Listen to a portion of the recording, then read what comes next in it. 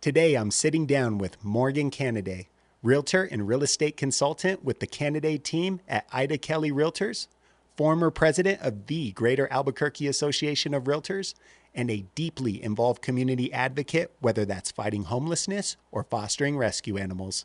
I want to talk about how she blends high-level industry leadership, hands-on client work, and a serious heart for service. Thank you for coming in. Thank you for having me. Let's start with yourself, Morgan. Sure. And you're in real estate. 10 years, give or take, I understand. About 13, lucky 13 this year, yeah. Nice. Where did you start and why did you start? That's a really good question. My mom was a realtor, a single mom most of my childhood, so I had firsthand experience of the business, baking cookies at open houses, the whole thing. I went to college. I swore to myself I wouldn't get into real estate. In my mind at the time, it was a sales job, and I didn't have that salesy personality. But then my mom asked me, she said, give me 6 months, give it a try, see if you like it. And I very quickly realized it's not about selling, it's about advising and guiding people through that process. So Awesome. So you're a people person. very much so. Have to be in this line of work. Have to be, right? Oh, that's great. That's great. So you started back, 13 years ago. So what year was that? 2012. 2012. So you've seen some changes. Oh, yeah. There's been some changes. I was telling Gabe, right? I was a little bit involved doing some, light stuff, transactional coordinating and cool. stuff like that. But, I asked some questions and so much has changed, Yeah. right? Yeah. Is that part of continuing ed? Is that part of, being a continuing real estate agent in this? And are we agents even anymore in New Mexico? So New Mexico is a transaction broker state, meaning that we cannot act upon or act for our clients. They have to be the ones to make all of the decisions. We can't make decisions for them. And that's kind of the difference between being an agent and being a broker. Okay.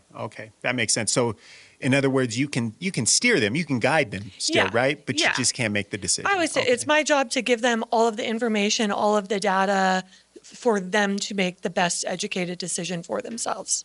Okay. Now, when you started, did it come easy? Was it hard your first year? Did you? I mean, I was a kid.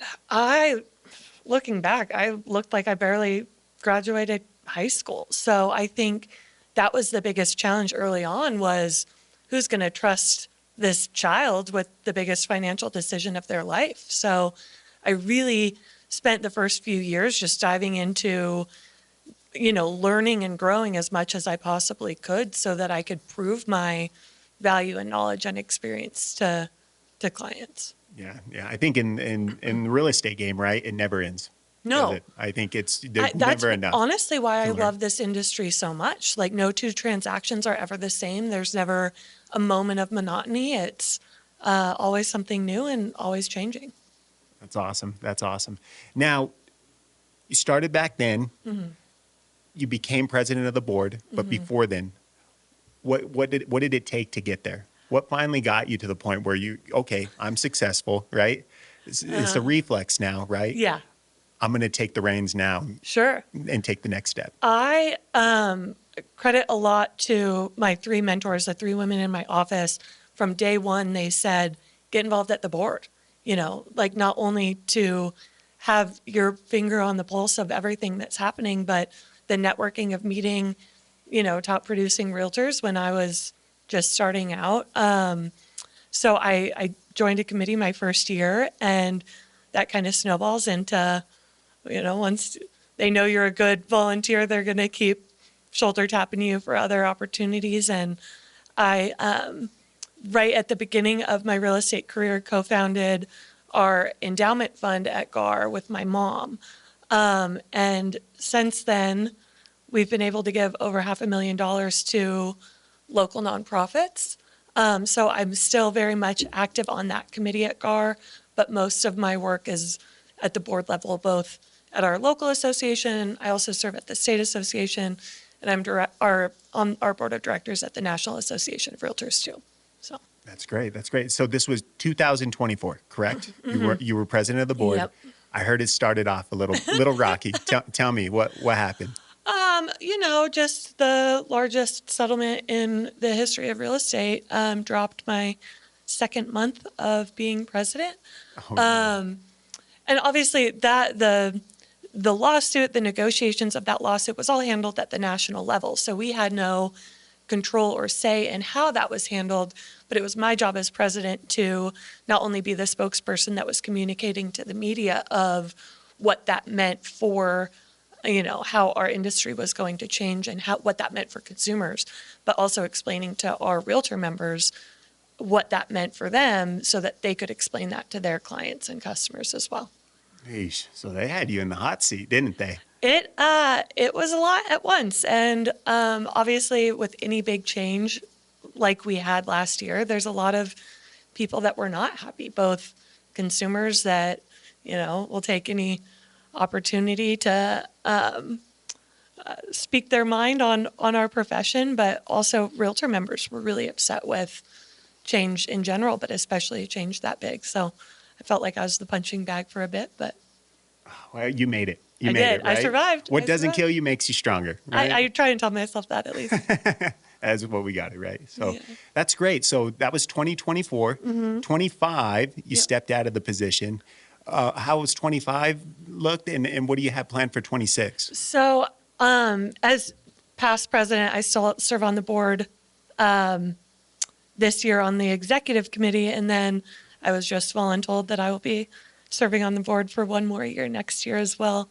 I think the most important thing is in leadership is finding your successor and making sure that they are confident and comfortable in that role, and then going out and shoulder tapping the next wave or generation of leaders too, to make sure that we continue to have strong, competent, intelligent people in those key positions.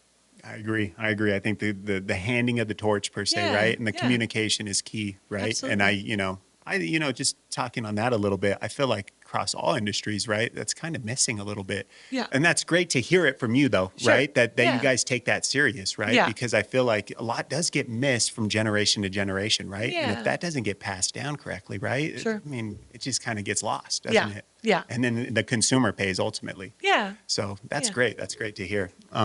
But for 2026, what are your goals? What do you plan on doing with the board? What do you plan on doing for your business? So I will still have my hands in all of that. I'm back on the board as a director next year. Also serving at the on the board of directors at the state and national level too. So I think it will be a nice transition year of less responsibilities on the board, but still making sure that there's that clean transition to the next leaders, which I'm really looking forward to seeing them grow as well. But honestly, selfishly, focusing more on my business. Obviously, as president, so much of that year was, serving not only our members but the community as well. So, Well, I think you touched on something important. I think the better we can do for ourselves, the better we can do for our community, Absolutely. right? And touching on that, what do you plan on doing for our community? Do you have any plans? I know you've done stuff before with some Yeah. charities and with some committees, right? But what do you have anything planned to continue that? So my two big passions community-wise, one, as I mentioned earlier, our endowment fund, we're set to reach $2 million in 2026, which is incredible. With that, we have it invested at the Albuquerque Community Foundation, who are fantastic. And once we hit that milestone, we'll be able to give over $60,000 a year to nonprofits without ever touching that corpus, meaning we're essentially just taking the interest that money is making. And so we will be able to give at minimum that amount of money to local nonprofits every year in perpetuity, which is incredible. I'm also very involved in animal rescue, which is my totally non-real estate related passion, and fostering dogs and helping low-income communities with spaying and neutering and medical needs of dogs. So. Oh, that's great. That's Yeah. great.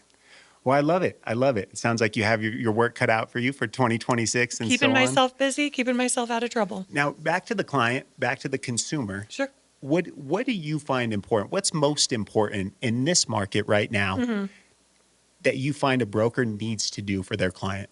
What's your go-to, and what do you find that your clients trust you with the most? Sure. I think the biggest thing is we had such an insane couple years, from 2020 to 2022, where, I mean, homes were selling for $50,000 over market value, and every single house was a bidding war. So sellers got used to that of their home's going to sell right away for, way more money than they could ever imagine. And once interest rates went up, buyer demand went down. So we're not seeing those same, you know, multiple offer situations way over market value. So I think it's important to have that reality check with sellers right away to set those expectations of here's the data of where, like, don't take it from me, but here's the actual physical data of where our market is right now to set that expectation of what it's going to take to sell their house and what that house is going to sell for. Makes sense. Makes sense. Yeah. It is a rough market, right? Mm-hmm. We're still in bumpy times. I think the waves are starting to subside, right? Things are starting to even out. But, speaking on our market, right? Mm-hmm. It feels like this might be the last opportunity, right? I think, it fluctuates, right? We've seen Yeah. it dip and go up, Yeah. but I think, I feel like we're one of the last big boomtown communities, Mm-hmm. right? And I know they've been saying that. You've heard that for years, I'm sure, in the Absolutely. business, but I feel like it's going to come to fruition finally, right? Yeah. And, we're really banking on our partners in new construction. And honestly, the government at this point to help make the dream of home ownership more attainable. The stats around that are just devastating. When I first got licensed, your average age of a first-time homebuyer was in their mid-20s. This year in 2025, the average age of a first-time homebuyer is 40 years old. That means people are in their career for 2 decades before they are capable of purchasing a home. And even diving further into that, you look at what those first-time homebuyers are financing their home through, and the vast majority, it's not just savings, because when the cost of rent is 50% of your income, you're not putting the money away. So it's people that have an inheritance or assistance from family. Like, those are the ones that are actually able to get into the market right now, just with the cost of housing and affordability, even in the rental market. Right. And I think another factor that doesn't help, right, are some of these out-of-town investors. Yeah. Right. I kind of want to talk about that a little bit and see how you feel about that. I know it's part of the game, right? We're not Sure. going to say no Sure. to a sale, right? This is Yeah. America, but at the same time, these California investors coming through, buying 3-5 properties at a time, renting them Yeah. out, And riding the market like a wave. I mean, what do we do about I that? guess there's a give and take, right? We have a shortage of rentals too. So someone willing to buy single family homes to make rentals to increase the amount of rentals available in our market, that is a plus as well. But if we're doing that, we also need to be balancing out by being more creative with building newer, more affordable homes so that there is still that supply, not only on the rental market, but on the purchase market as well. Okay, yeah, I love it. That makes perfect sense. Yeah, because it's weird. They say, right, our numbers are dwindling, right? And it's not, but I see more high schools getting built, right? I Yeah. see more kids starting families and graduating high school, and right, they need a house to live in. And we So, have an incredible, like our economic development, it used to be AED, now it's area. I mean, they're doing an incredible job trying to sell Albuquerque to these large companies to build their headquarters here to where we have more jobs and therefore more people, and not just jobs, but high paying jobs where you can afford to buy a house. And I don't know. There's plenty of bashing of Albuquerque. I moved here in the mid 90s and I hated it. But now I will never live anywhere else. I love it. And I think people come in and they see the beauty, they see the culture, and I think it's a no-brainer for people to want to move here. And we're seeing a lot of that. Obviously, during COVID, we had a lot of buyers moving here and relocating from both coasts, but even the Denver market right now, I've had countless buyers in the last year moving here from the Austin, the Denver, all of these trendy cities where it's like, oh, okay, maybe Albuquerque's actually cool now. Yeah. We're getting the trendy buyers too. Yeah, yeah. I do feel like that is a positive, right? We're Yeah. getting a diverse community here, right? We get a lot of Southern folk here now, Yep. some West Coast folk, right? Yeah. Midwest. So you're Yeah. right. The landscape's changing, I think, and for the good. Absolutely. You know, Absolutely. but that's great. Let's get back to 25, 26, your business. Where that's here, New Mexico. You're licensed in New Absolutely. Mexico. Yep. Are you licensed in any other surrounding No. states? Nope, Nope. just New Mexico. Yeah. So you just focus on us then. I think it's no disrespect to those that can balance multiple states, but I want to truly be an expert in the areas that I'm working. And it's hard to be an expert in more than one large metro area. So, That's awesome. Back to the animals. I want to talk more to you about that. So, animal rescue. yeah, I take it you probably have a few pets. just a few. So I have 2 dogs, and the micro mini pig would be how most people would know him, but he's a Juliana, Vietnamese potbelly pig that I rescued 4 years ago now. He is my entire personality. That's so neat. I heard some neat things about pigs. Like one fact I heard was they age, like they get old. Right? Yeah. Does your pig, will they get old? Like you live in your 30s, right? The 30s, Yeah, 40s? so the average age of his breed of pig is 25 years, which makes me very happy because, anyone that's lost a pet to old age knows how hard that is. And, I feel like dogs don't have that long of a life. And the idea of having him in my life for a couple more decades is pretty cool. That's awesome. Yeah, my uncle told me a funny story. I'll keep it short, but yeah, they bought his neighbors bought their kids a pet pig. Didn't realize this thing was going to outlive their entire childhood. Yeah. Pig's still with them, Yeah. right? Kids are graduated from college, Yeah. right? And they're Yeah. still taking care of this pig, so they love it, right? It's part of the family now. No, I was very fortunate in that I adopted Rico when he was about 2, so he was already fully grown. But I have so many clients or friends that have dabbled with the idea of buying a pig, but even the most reputable breeders will tell you they can't control how big that pig's going to get. So, Yeah, that's right. you think you're 500-pound house you think pet. you're buying a 45-pound pig, and next thing you know, he's the size of your guest bedroom. So. I love it. So you're an animal person. You like all animals, don't Absolutely. you? Well, I would say dogs and pigs. Cats, not so much. Oh no. I think it's hard. I think there's something about real estate that really tarnishes a cat's reputation of walking into homes where, A cat's been stranded. Yes. yes, or Been getting there. attacked by cats during showings. I've never been attacked by a dog during a showing, and I'll leave it at that. That's funny. Yeah. Speaking on that, right? Did you ever have any experience in property management? Did you ever dabble in that? No. Right before real estate, I was in hotel management, okay. managing a small Marriott property in Las Cruces, where I was the one getting the phone calls in the middle of the night if something was broken or someone didn't show up for their shift or something needed to be done urgently at the hotel at 2 a.m.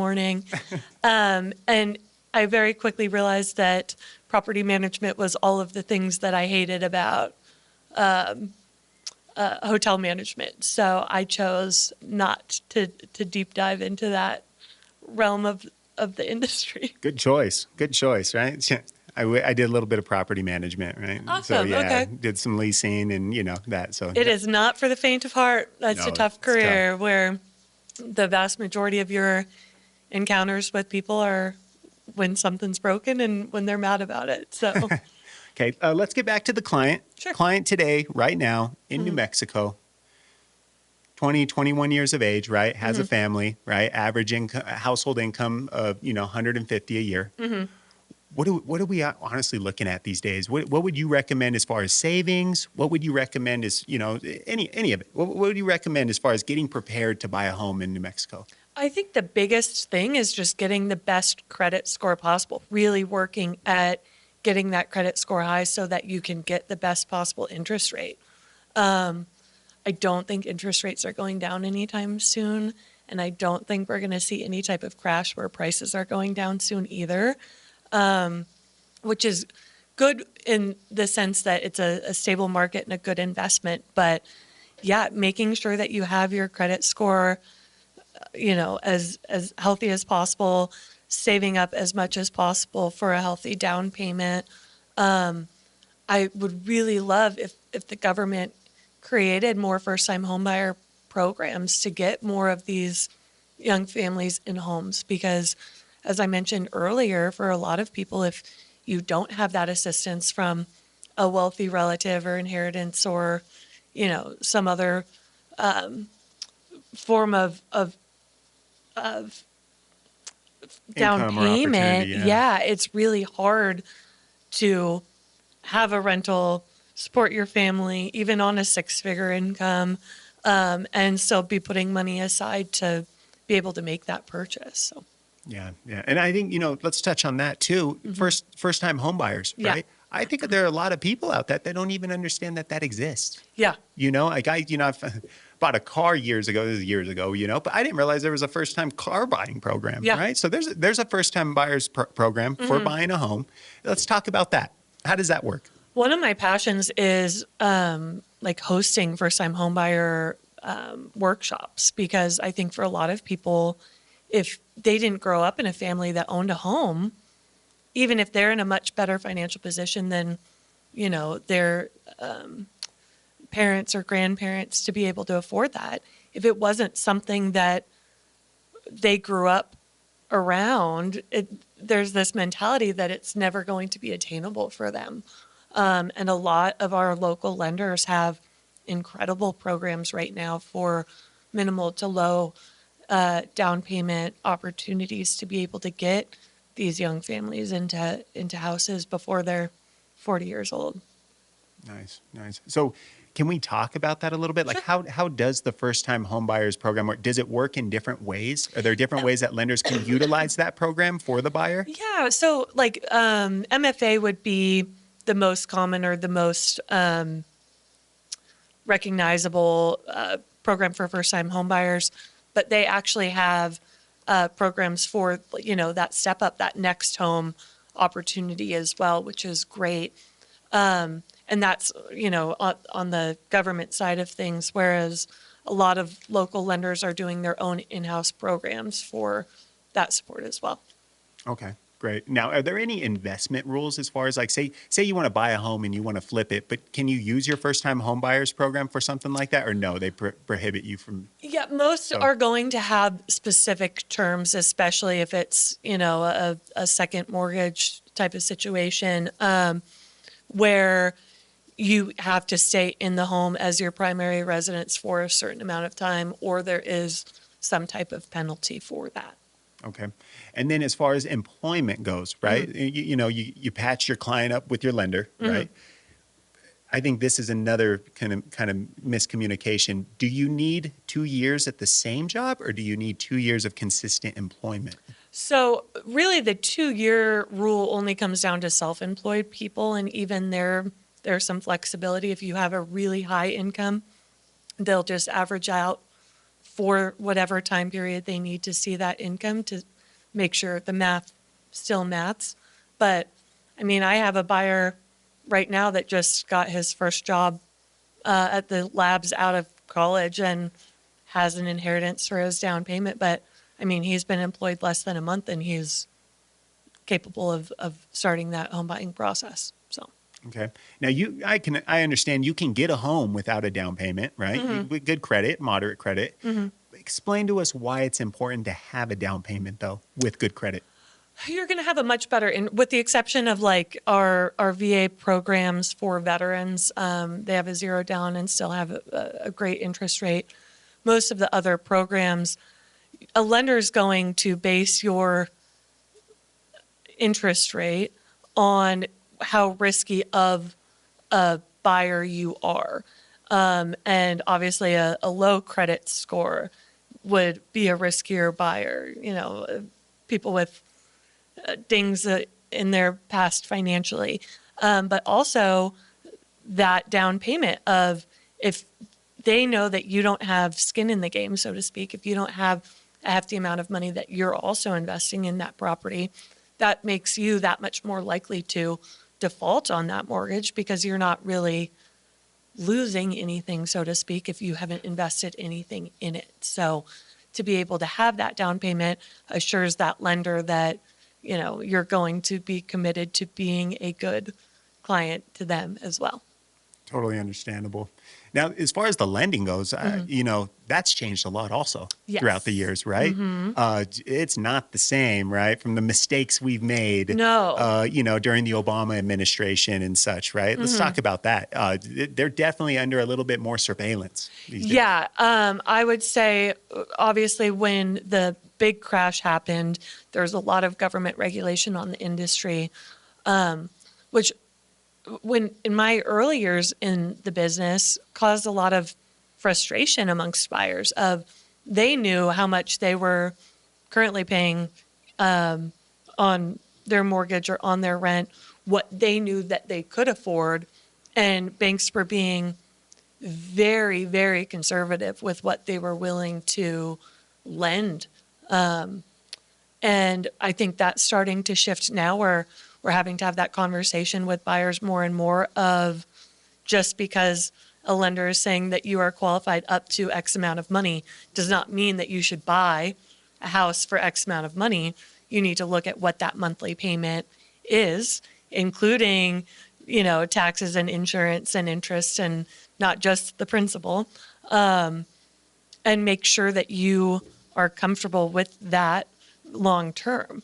I think a lot of people right now are buying maybe at a level that they're borderline not comfortable with the idea that once interest rates lower, they'll be able to refi to a more affordable rate, which that is the goal.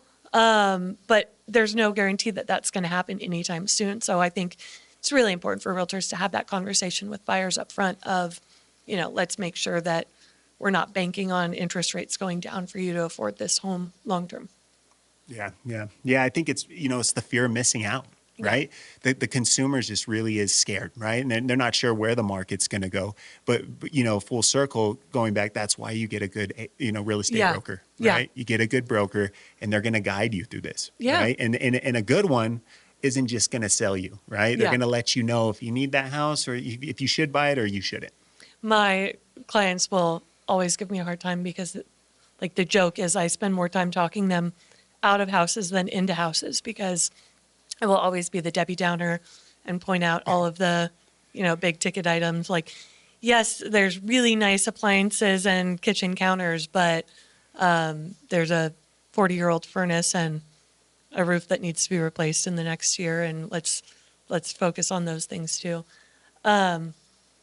But yeah, I think to your point, it's our job to kind of give them that information for them to make a decision. And I just met at a buyer beginning of COVID, stopped their home buying search because they were convinced their family had told them that the market was going to crash.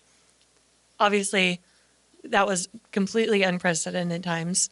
We didn't know what was happening. All I could rely on was the data, and there were no data points at that time that indicated that another crash was coming.